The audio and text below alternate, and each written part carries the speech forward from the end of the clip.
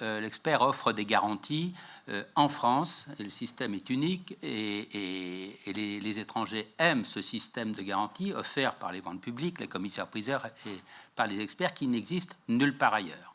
C'est la meilleure protection qu'il peut y avoir du consommateur, qu'il soit acheteur ou vendeur.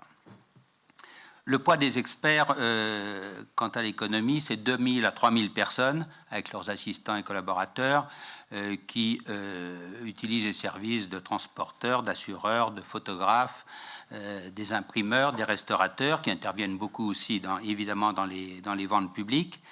Le nombre et la variété des spécialités des experts en France est unique au monde.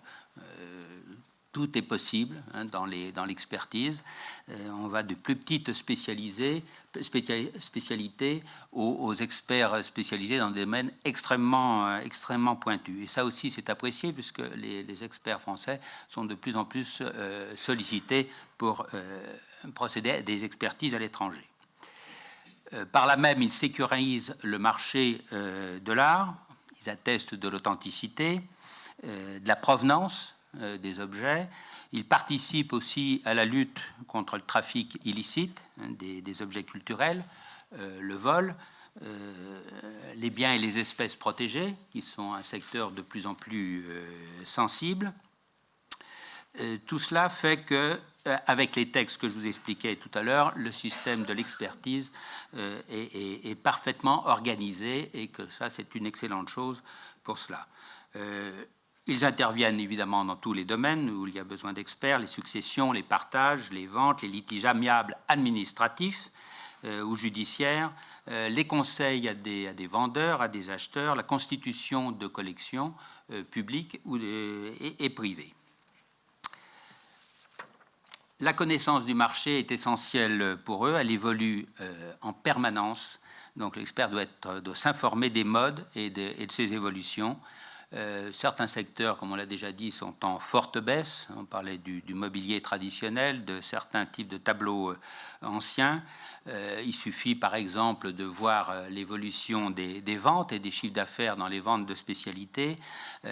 Il suffit de voir l'évolution des types de magasins dans des rues bien connues comme la rue des Saints-Pères à Paris, la rue Auguste-Comte à Lyon.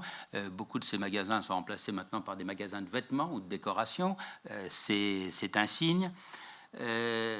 Vous avez aussi des secteurs avec de fortes hausses de marché. La mode, bien sûr, l'arrivée de nouveaux acheteurs étrangers, ils participent aussi sur le marché français. Les acheteurs qu'on cite souvent, ceux du Moyen-Orient, ceux de Russie, ceux d'Asie, qui adorent venir acheter à Paris, qui adorent venir à la Biennale, qui adorent venir à la FIAC, qui adorent venir dans les musées et qui viennent également dans les ventes ou consulter des spécialistes. Par contre, ceci amène des fluctuations importantes, à savoir que ces acheteurs peuvent d'un seul coup disparaître. Les experts participent beaucoup aussi à la création et à l'accompagnement des nouveaux marchés. Le mobilier des années 50, 70, là on trouve des hausses importantes. Les photos, une photo maintenant peut valoir plus cher qu'une tapisserie d'Aubusson du XVIIIe siècle. La bande dessinée, les accessoires de mode, un sac Hermès vaut aussi plus cher qu'un tableau hollandais du XVIIe ou qu'une paire de fauteuils cabriolet. Dans ce contexte, l'expert est bien placé pour constater malheureusement l'appauvrissement du patrimoine des particuliers français. Dû à plusieurs raisons, les successions, lorsqu'il y a eu quatre générations avant une collection de tableaux, d'objets, qu'elle a été partagée 4 fois. S'il y en avait 50, il n'y en a plus qu'un. Et parfois, cet objet, on est amené à le vendre pour payer justement des droits de succession, pour payer l'ISF, lorsqu'on a des biens qui n'amènent pas de revenus. Et ce qui fait que l'on voit de moins en moins, les commissaires-priseurs, les galeristes, les antiquaires, les experts le constatent chez les particuliers, d'objets importants. Heureusement, ces nouveaux marchés, mais qui sont quand même très parcellaires, peuvent relativement prendre le relais. Je dois dire que l'évocation permanente de l'assujettissement des objets d'art à l'ISF est catastrophique dans l'esprit des particuliers. On le constate régulièrement. Les mois qui ont précédé la discussion en décembre 2013 sur l'ISF ont amené la sortie du territoire français de plus de 500 objets sur quelques mois avant. La liberté de circulation en Europe facilite évidemment la sortie de tous ces objets. Il est certain que s'ils étaient taxés, nous verrions des comportements complètement irrationnels.